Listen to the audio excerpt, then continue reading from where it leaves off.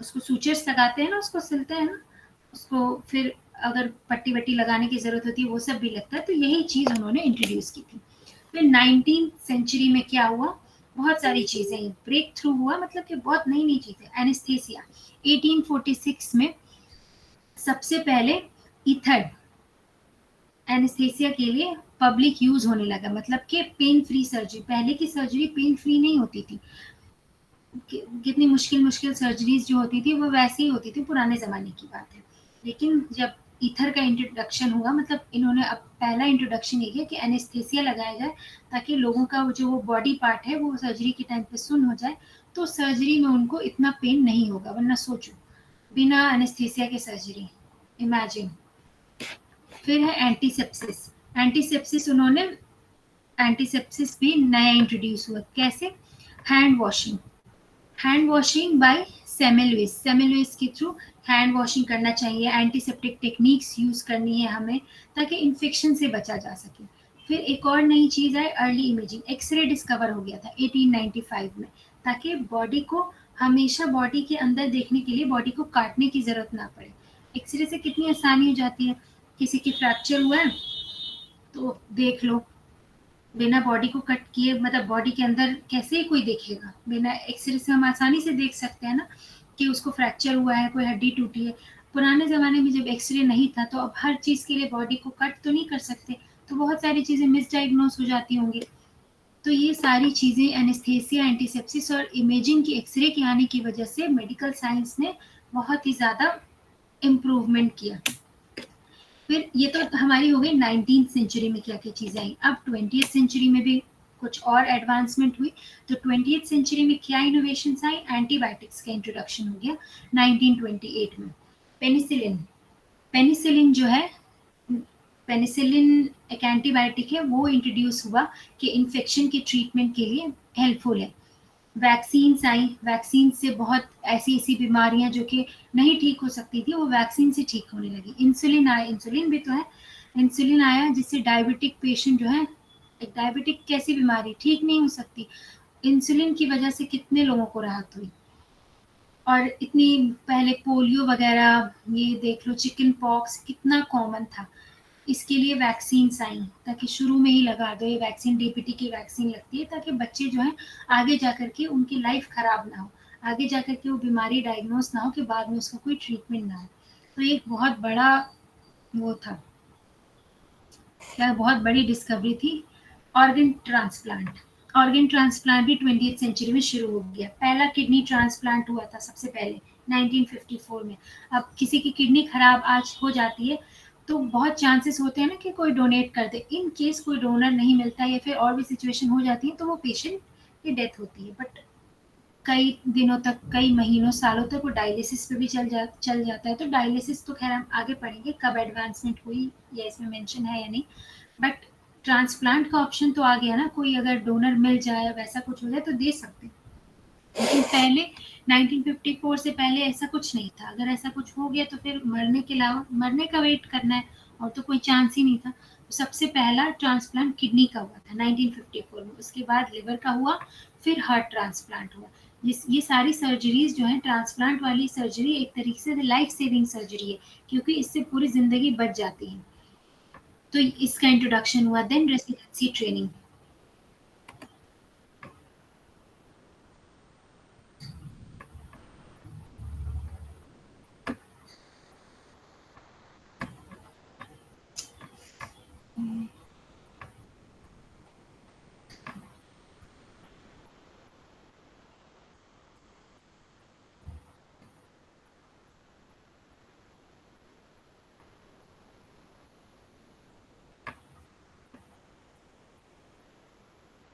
ठीक है, नेक्स्ट है रेसिडेंसी ट्रेनिंग। रेसिडेंसी ट्रेनिंग का क्या मतलब है कि surgical Halsted structure surgical training, Johns Hopkins वो है, जगह है, कॉलेज है जो, वहाँ पे मॉडर्न मेडिकल एजुकेशन स्टैब्लिश हुआ। वहाँ पे जैसे आजकल होता है ना, हम वो करते हैं, इंटर्नशिप्स करते हैं, सर्जिकल ट्रेनिंग्स होती हैं, तो वैसे ही ये भी ट्रेनिंग शुरू हुआ था उसी टाइम पे 20th सेंचुरी में, ताकि बच्चों को ट्रेनिंग दी जा सके सर्जरी की और सारी चीज़ों की वो सीख सके। उसके बाद लेट 20th सेंचुरी से आज तक क्या इनोवेशंस हुए, सारा नहीं बताएंगे लेकिन जो मेजर मेजर है वो ये बता रहे हैं कि पहले सर्जरी क्या होती थी, सिर्फ कट करके, लेकिन अब लैप्रोस्कोपिक सर्जरी आ गई है ना, पूरा कट करने की जरूरत नहीं पड़ती जहाँ पे जरूरत होती है। तो ये मिनिमली इन्वेजिव सर्जरी 1980 में इंट्रोड्यूस हुआ, मतलब कि कम से कम पेशेंट की बॉडी को कम से कम कट करना। की होल सर्जरी होती है जिससे रिकवरी भी फास्टर हो जाती है और स्कार भी नहीं आता, मतलब कि निशान भी बहुत कम पड़ते हैं, और एक छोटा सा एरिया कट होगा तो रिकवरी भी तो जल्दी होगी ना। अब बड़ा ऑपरेशन होगा पूरा काट के तो रिकवरी भी देर से होगी। रोबोटिक सर्जरी 2000 में रोबोटिक सर्जरी आ गई, द डा विंसी सिस्टम। डा विंसी सिस्टम ने ये ये इंट्रोड्यूस किया रोबोटिक सर्जरी। इससे क्या फ़ायदा होता है कि बहुत बड़े-बड़े प्रोसीजर्स जो होते हैं वो बहुत आसानी से हो जाते हैं। ये देख लो कि सर्जन्स को कितने घंटे लगते हैं सर्जरी करने में। रोबोटिक सर्जरी की हेल्प से उतने घंटे उनको नहीं देने पड़ते हैं, और बहुत कॉम्प्लेक्स प्रोसीजर जो है वो उसके थ्रू बहुत ईज़िली हैंडल हो जाता है। फिर है ऑनगोइंग प्रोसेस, मतलब अभी और क्या-क्या चल रहा है। एआई आ गया है, आर्टिफिशियल इंटेलिजेंस, माइक्रो सर्जरी आ गई है, और भी तरह तरीके की इमेजिंग टेक्निक्स आ गई हैं जिससे मतलब मेडिकल हेल्थ जो है वो बेहतर से बेहतर होता जा रहा है और लोगों की सेफ्टी बढ़ती जा रही है। कम से कम कम से कम बॉडी को कट करनी, जैसे पहले पूरा का पूरा कट करते थे, अब कम से कम उसको कट करने की ज़रूरत पड़ी है। सबकी मेहनत भी कम हो गई है। एग्ज़ाम्पल ले लो ब्लड प्रेशर वाली मशीन का ही। अब पहले क्या होता था कि डॉक्टर ही ब्लड प्रेशर चेक करेगा, स्टेथ से ही चेक करेगा, अब तो सब कोई भी चेक कर लेता है। तो ऐसी छोटी-छोटी चीज़ें जो हैं, जो कि बहुत आसानी पैदा कर रही हैं लोगों के लिए, कि हर छोटी-छोटी चीज़ के लिए उन्हें डिपेंडेंट नहीं होना पड़ रहा है। ये तो ख़ैर बहुत ही छोटा एग्ज़ाम्पल हो गया, सर्जरी में और इन सब में बहुत बड़ी-बड़ी इनोवेशंस हो रही हैं। तो ये एक छोटा-सा वो है, जो अभी मैंने जितना पढ़ाया उसका एक रिकैप है, कि सबसे पहले एंशिएंट पुराने ज़माने में मैंने बताया सुश्रुता ने प्लास्टिक सर्जरी शुरू किया था, नाक की सर्जरी हुई थी सबसे पहले। फिर रिनाइसेंस, इसमें रिनाइसेंस ने क्या किया, नए-नए टूल्स के बारे में बताया कि सर्जिकल टूल्स क्या है, एनाटॉमी अच्छे से बताई, उसके लिए उन्होंने डाइसेक्शन बताया कि हम जो बॉडी है, ह्यूमन बॉडी को कट करके, जो डेड बॉडीज़ हैं, उनको कट करके डाइसेक्ट करके एक-एक स्ट्रक्चर को हम पढ़ सकते हैं, जो कि मेडिकल कॉलेजेस में पढ़ाए जाते हैं। इन 19th सेंचुरी में आया एनेस्थीसिया, एंटीसेप्टिक, इमेजिंग टेक्निक्स आ गई, एक्स-रे वगैरह। 20th सेंचुरी में एंटीबायोटिक्स, ट्रांसप्लांट आया, फॉर्मल ट्रेनिंग शुरू हो गई, वही इंटर्नशिप्स टाइप। आजकल मिनिमली इन्वेजिव चीज़ें आ गई हैं, कम से कम कट करके सर्जरी करते हैं। और हाँ, पहले ये भी तो करते थे, पूरा का पूरा बेहोश कर देते थे, मतलब जनरल एनेस्थीसिया ही लगता था। अब लोकल एनेस्थीसिया भी तो लगते हैं। रोबोटिक्स सर्जरी आ गई है, एआई सपोर्टेड चीज़ें आ गई हैं, तो ये सब फ़ायदा हो गया। नेक्स्ट क्या है हिस्ट्री में हमारा, theory of illness causation.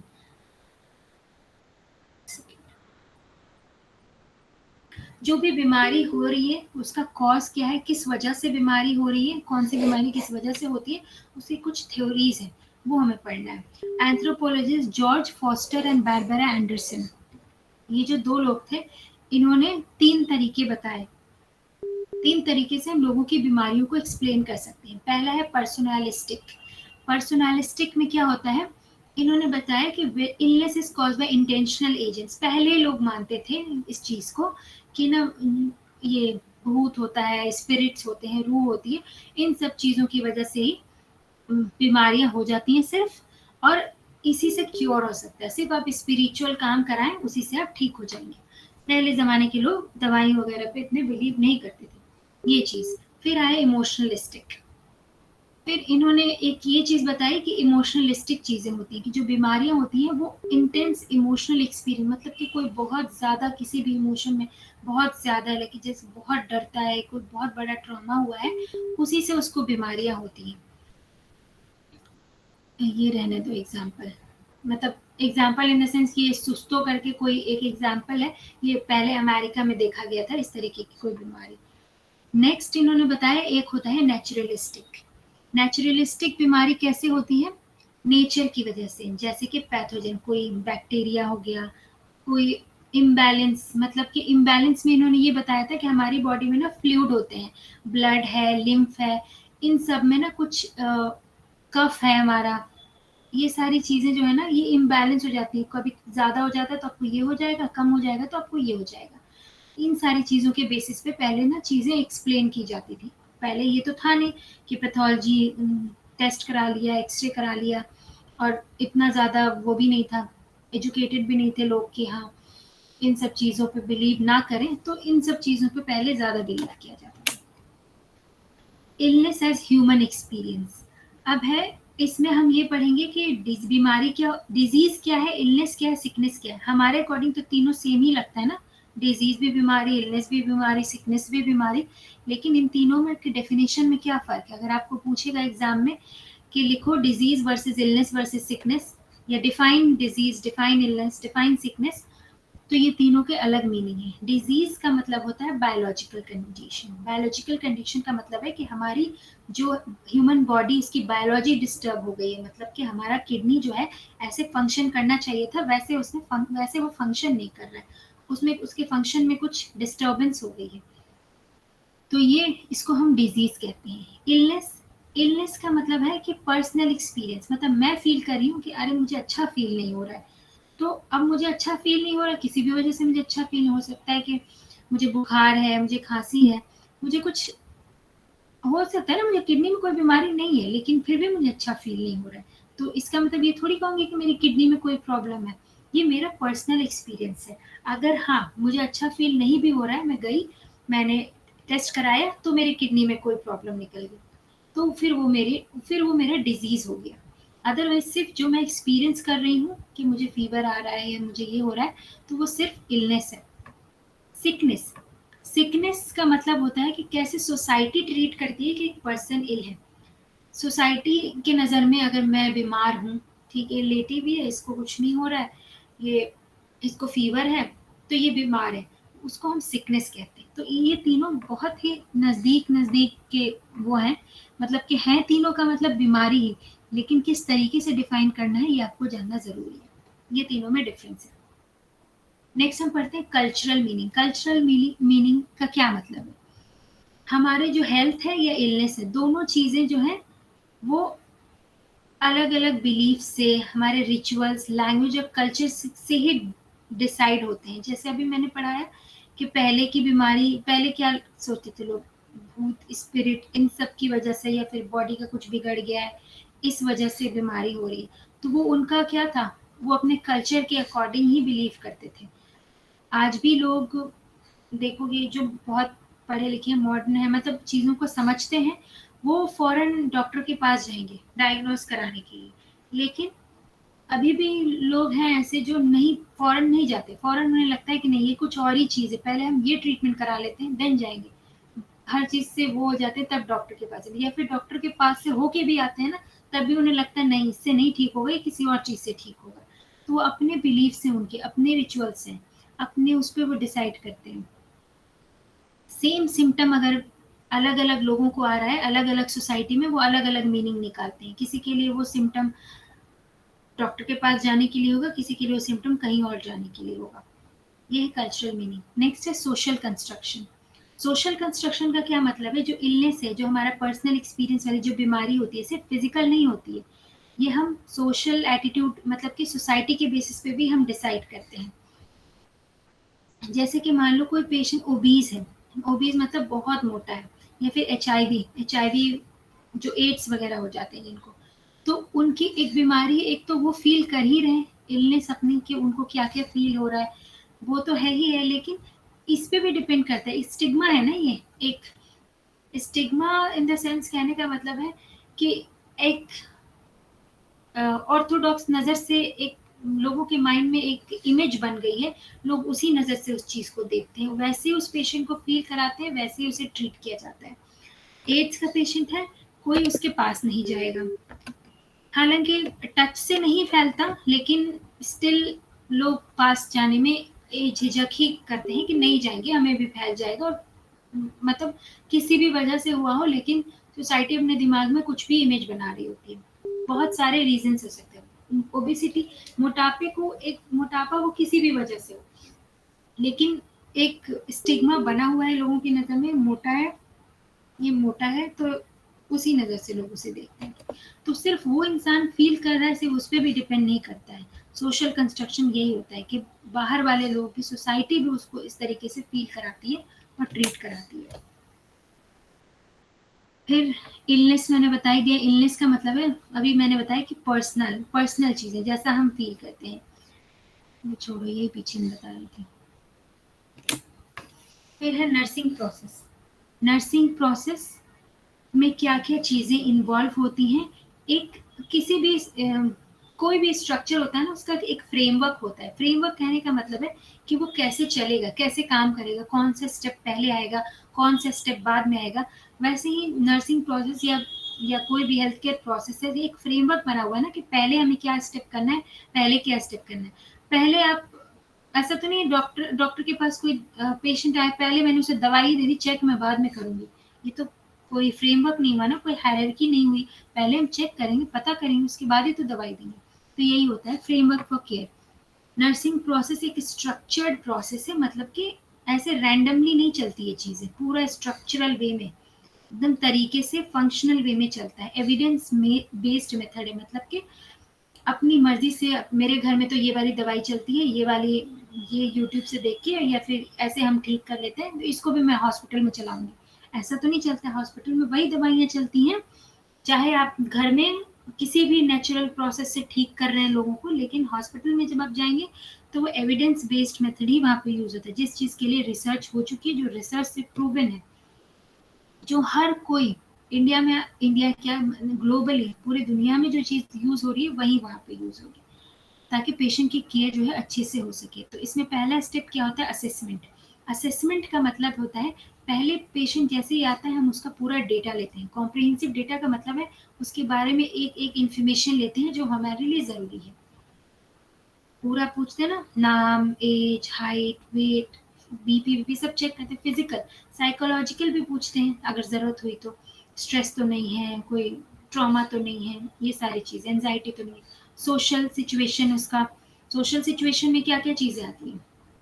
Job हो गया, कहाँ रहते हो, किस तरीके, होता है ना कुछ ऐसी बीमारी होती है, न्यूट्रिशन वाली प्रॉब्लम, ऐसी जगह पे रहते हैं लोग जहाँ पे साफ पानी नहीं आता, टाइफाइड वगैरह, साफ खाना नहीं मिलता है, मक्खी है, मच्छर है, या फिर किसी को जॉइंट पेन है तो उसे पूछेंगे स्टेयर्स तो नहीं चढ़ते, या फिर किस जॉब टाइप क्या है, कहीं बहुत ज़्यादा लिफ्टिंग का काम तो नहीं। तो ये कंडीशन के अकॉर्डिंग असेसमेंट में हम चीज़ें डालते हैं कि किसमें क्या पूछना है। स्पिरिचुअल चीज़ें भी पूछी जाती हैं, डाइट बनाते हैं तो पूछेंगे ना कि आप क्या खाते हैं, क्या नहीं खाते हैं, ताकि उसके पता चल सके कि वो क्या-क्या चीज़ें खा सकता है, क्या नहीं खा सकता, उसके अकॉर्डिंग तो हम उसको रिकमेंड करेंगे कुछ भी। तो ये सारे जो है कॉम्प्रिहेंसिव डेटा कलेक्ट किया जाता है पेशेंट से। अगर पेशेंट अपने रिकॉर्ड्स लेकर के आता है पुराना, तो उसमें से भी देखते हैं, कुछ हम ऑब्जर्व करते हैं। असेसमेंट का मतलब यही होता है। असेसमेंट हमने कर लिया, सारी इन्फॉर्मेशन निकाली, तब हम डायग्नोसिस बनाएंगे। अब उस डेटा को हम देखते हैं कि एक्चुअली में क्या क्या दिक्कत हो सकती है। कभी एग्जैक्टली कभी कभी पता चल जाता है, टेस्ट कोई कंफर्मेटरी टेस्ट होता है जिससे कि पता चल जाता है हाँ इसको यही बीमारी है, लेकिन हमेशा जो है एग्जैक्ट प्रॉब्लम नहीं पता चलती। डॉक्टर को 2-3 उसके डायग्नोसिस दिमाग में रहता है कि ये भी हो सकता है, ये भी हो सकता है। तो इसलिए उसके अकॉर्डिंग नियर बाई वो दवाई देता है। फिर वो कहता है ना कि इतने दिन बाद आना, इतने दिन बाद आते हैं, फिर चेक कराते हैं, अच्छा ठीक है, मतलब दवाई सही रिस्पॉन्ड करी। कई बार ऐसा होता है कि नहीं होता, वो कहते हैं नहीं दवाई मुझे चेंज करनी पड़ेगी। तो ये प्रोबेबल डायग्नोसिस बनाते हैं। हमेशा डॉक्टर भी कोई ऐसा तो है नहीं कि कुछ जादू है उसके पास कि एग्ज़ैक्टली क्या हो रहा है वो उसको पता चल जाए। कुछ टेस्ट हैं जो डेफ़िनिटली कन्फर्मेशन करते हैं, लेकिन सारे टेस्ट नहीं हैं ऐसे। देन आता है प्लानिंग।